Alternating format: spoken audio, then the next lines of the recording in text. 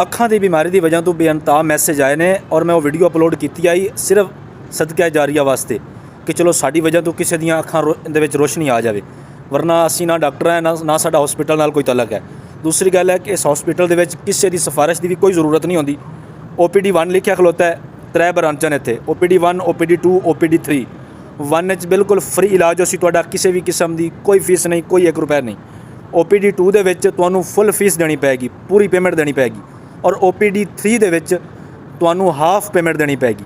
ਠੀਕ ਹੈ, ਇਹਦੇ ਵਿੱਚ ਕੋਈ ਉਹ ਜ਼ਰੂਰੀ ਨਹੀਂ ਹੈ ਕਿ ਜਨਾਬ ਤੁਸੀਂ ਮੇਰੇ ਨਾਲ ਰਾਬਤਾ ਕਰੋ ਜਾਂ ਕਿਸੇ ਨਾਲ, ਨਹੀਂ ਭਾਈਜਾਨ, ਜੇਹਲਮ ਰੋਡ ਰਾਵਲਪਿੰਡੀ ਤੁਸੀਂ ਆ ਜਾਣਾ ਅਯੂਬ ਪਾਰਕ ਦੇ ਨਾਲ।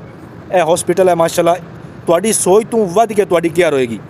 ਔਰ ਬਾਕੀ ਪੁੱਛਦੇ ਜੀ ਫਲਾਂ ਬਿਮਾਰੀ ਦਾ ਇਲਾਜ ਹੋ ਜਾਸੀ, ਫਲਾਂ ਦਾ ਹੋ ਜਾਸੀ, ਭਾਈਜਾਨ ਹਰ ਬਿਮਾਰੀ ਤੋਂ ਮੁਰਾਦ ਇਹ ਹੁੰਦਾ ਹੈ ਕਿ ਹਰ ਬਿਮਾਰੀ ਦਾ ਇਲਾਜ ਹੋ ਜਾਸੀ।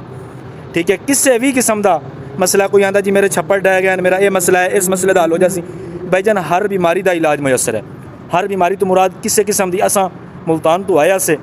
ठीक है, बिल्कुल उन्होंने सानू मायूस कर दिता ही कि तुहाडी अख ठीक नहीं हो सकती।